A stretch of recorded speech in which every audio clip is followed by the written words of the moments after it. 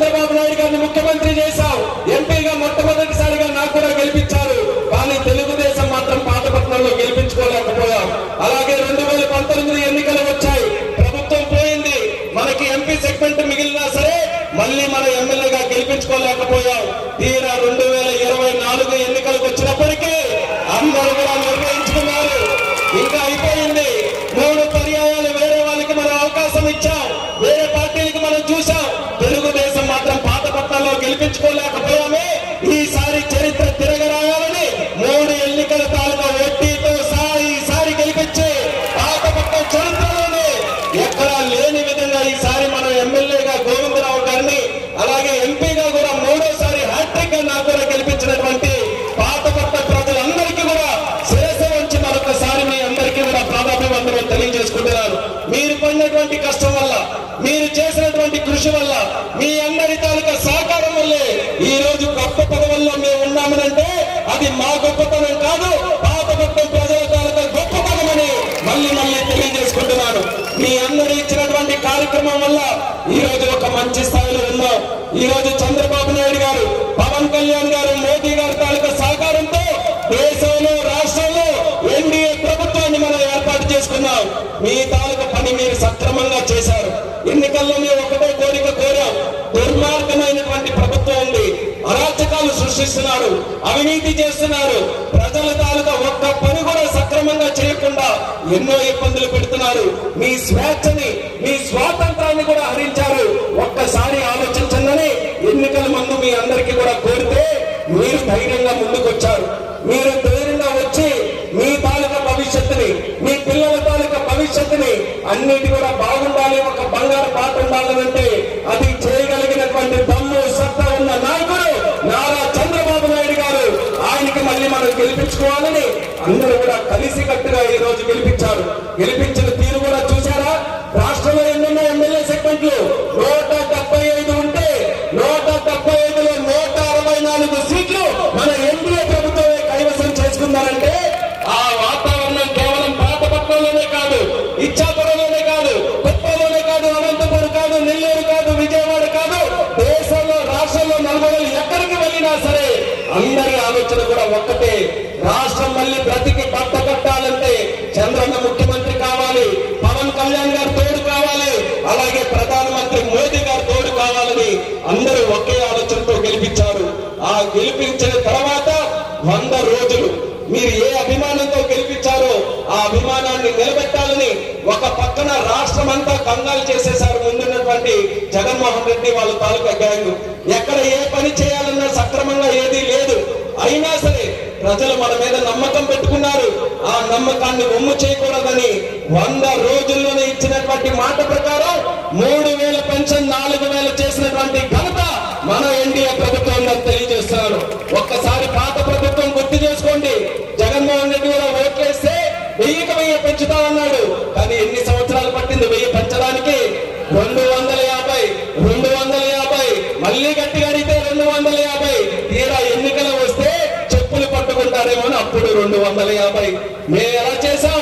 ఇచ్చిన మాట ప్రకారం మొదటి నెలలోనే, జూలై నెలలో 3000, 4000 రూపాయలు చేయడంతో పాటు ఏప్రిల్ నుంచి మేము పెంచామంటే అక్కడ ఒక 3 నెలల తాలూకా బకాయిలు 1000 కలిపి 7000 రూపాయలు మొట్టమొదటి నెల మీ ఇంటికి తలుపు తట్టి మరి చేర్పించినటువంటి బాధ్యత నారా చంద్రబాబు నాయుడు గారు తీసుకున్నారు.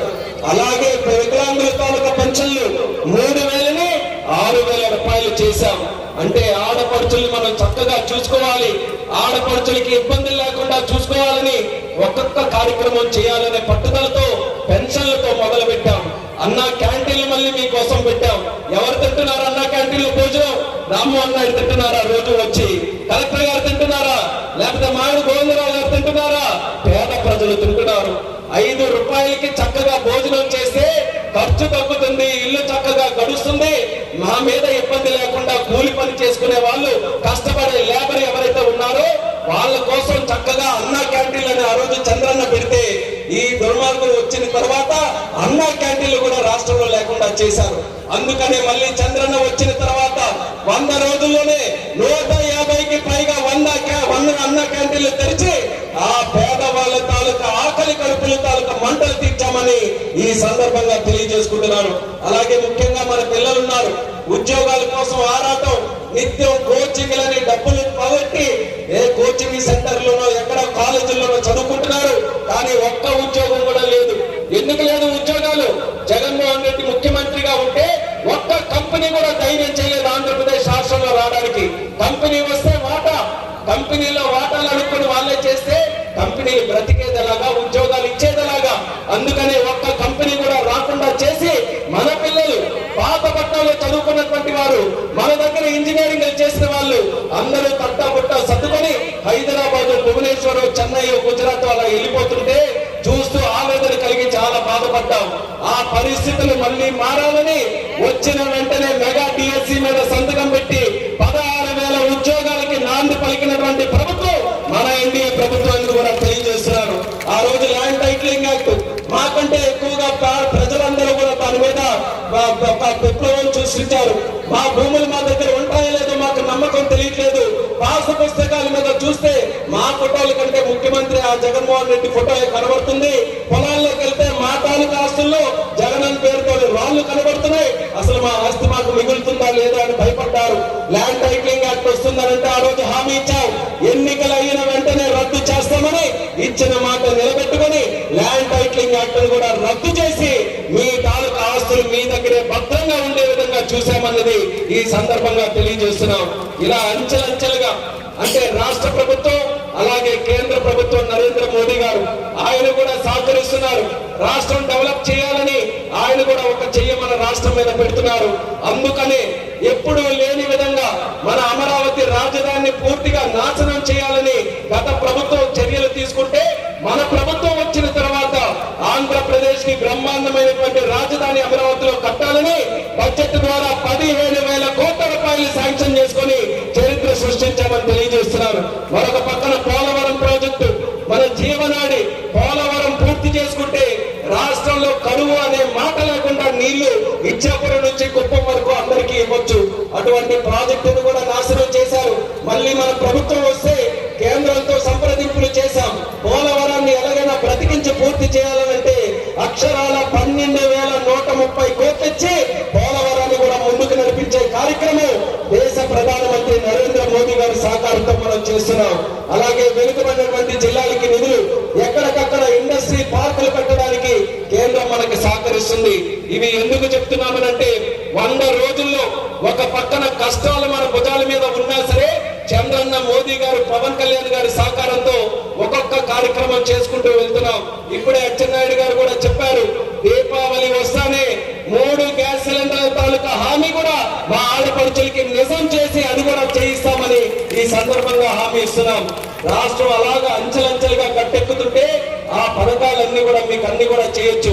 కేవలం పథకాలు ఇవ్వడమే కాదు, పిల్లలకి ఉద్యోగాలు ఇవ్వాలి, పిల్లలకి చదివించాలి, మీకు రోడ్లు చక్కగా వేయించాలి, మీరు ఒక హాస్పిటల్కి వెళ్తే మంచి వైద్య వ్యవస్థ అక్కడ అందించాలి. అందుకనే తెలుగుదేశం, జనసేన, బీజేపీ తాలూకా ప్రభుత్వం సంపూర్ణమైనటువంటి ప్రభుత్వం. ఇది మంచి ప్రభుత్వం, ఇది మనందరి ప్రభుత్వం, ఇది మీ ప్రభుత్వం అని మళ్ళీ తెలియజేసుకుంటున్నాను. ముఖ్యంగా ఇది స్వర్ణయుగం లాగా వెంచేసుకోవాలనడానికి కారణం ఏంటంటే ఒక కేంద్ర మంత్రిగా మన పార్లమెంట్ సెగ్మెంట్ కి అవకాశం వచ్చింది. రాష్ట్ర మంత్రిగా అచ్చెన్నాయుడు గారు ఉన్నారు. ఆయన తలుచుకుంటే రాష్ట్రంలో జరగలేనటువంటి పని అంటూ ఏది కూడా ఉందని తెలియజేస్తున్నాను. ఒక యువకుడిగా గోవిందరావు గారు ఉన్నారు, మరొక యువకుడిగా కలెక్టర్ గారు ఈ రోజు ఉన్నారు. జిల్లాలో ఒక మంచి టీం ఈ రోజు ఏర్పడింది. మా ద్వారా జిల్లాలో ఉన్నటువంటి శాశ్వతమైనటువంటి సమస్యలకి మంచి పరిష్కారం చూపించాలనే ఆలోచనతో మేమందరం కూడా కలిసికట్టుగా కృషి చేస్తున్నాం. అందులో మొట్టమొదటిది మేము పెట్టుకున్నది ఏంటంటే జిల్లాలో ఉద్యోగ అవకాశాలు పెంచాలి.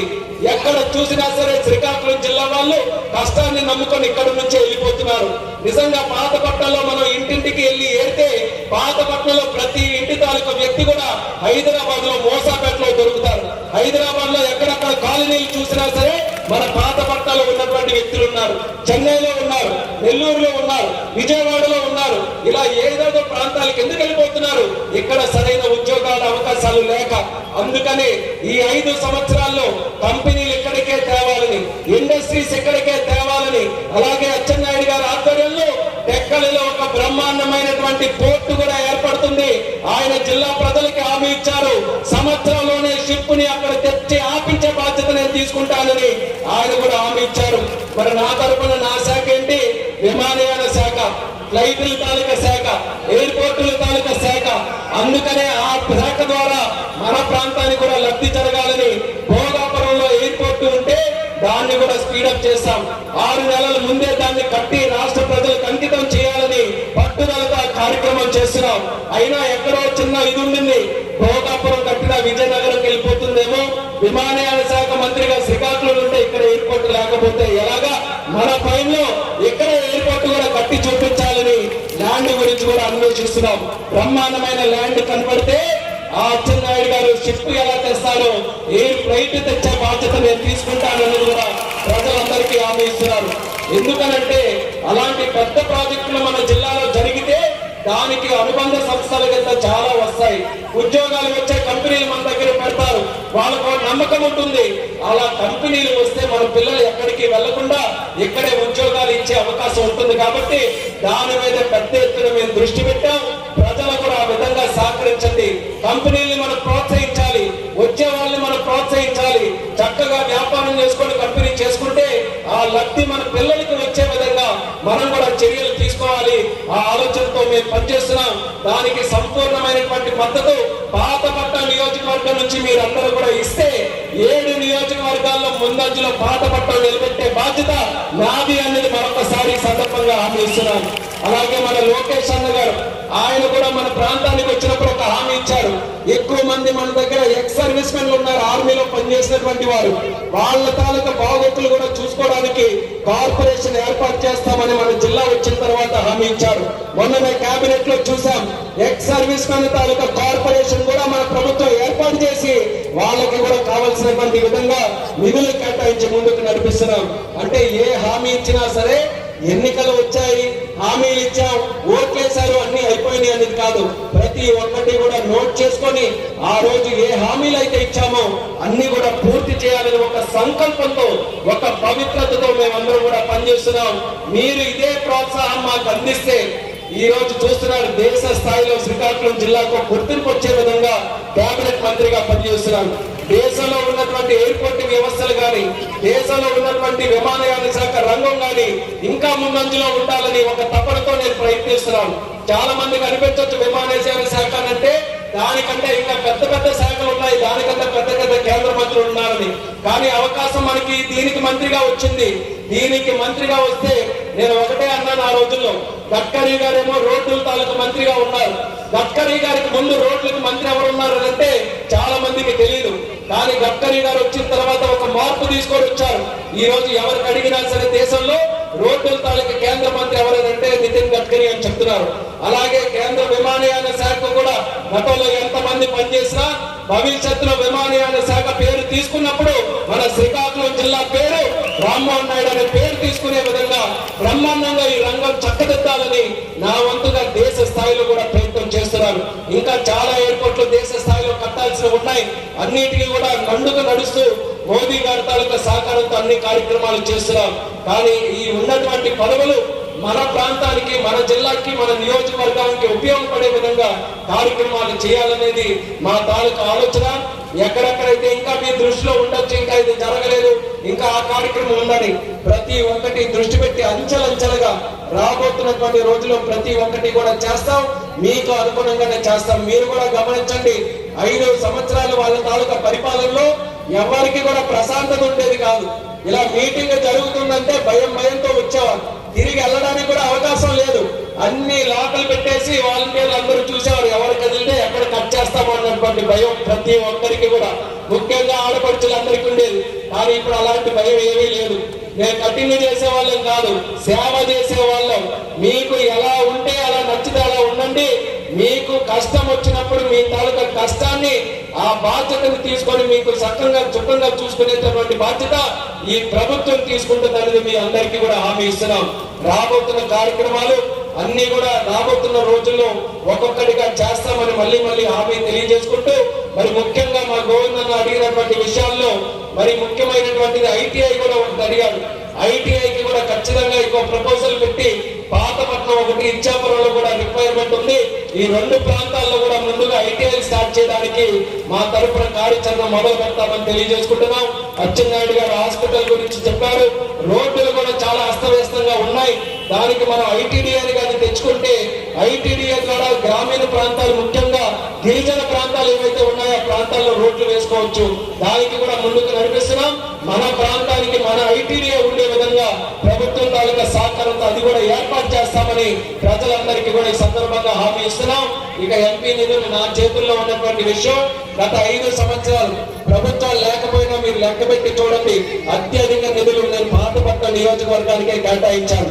ఎందుకంటే నాన్నగారు చూపించినటువంటి ప్రేమ కొనసాగించాలనే ఆలోచనతో, అదే కాకుండా మా తాతగారు ఊరు మరి ఇక్కడే ఉన్నటువంటిది నీలమణి దుర్గమ్మ అంటే ఆమె ఆశీస్సులతోనే మేమందరం కూడా ముందుకు నడుస్తున్నాం. అటువంటి పాతపట్నం నియోజకవర్గం చూసుకోవాల్సినటువంటి బాధ్యత మా మీద ఉంది కాబట్టి కొత్తగా చేయడం కాదు, ముందు నుంచి పాతపట్నానికి మొదట అంచెలో ఉంచుకొని నిధులు ఇస్తున్నాను. ఈసారి కూడా అదే క్రమంలో మీకు న్యాయం చేస్తానని కూడా అందరికీ కూడా ఈ సందర్భంగా తెలియజేసుకుంటూ ఈ ఉత్సాహంతో ఈ రోజు ఈ కార్యక్రమానికి వచ్చేసిన ప్రతి ఒక్కరికి, ముఖ్యంగా మా ఆడపడుచులందరికీ కూడా మరొకసారి నా హృదయపూర్వకమైనటువంటి ధన్యవాదాలు తెలియజేసుకుంటూ మీ అందరి దగ్గర సెలవు తీసుకుంటున్నాను. జై హింద్, జై జన్మభూమి.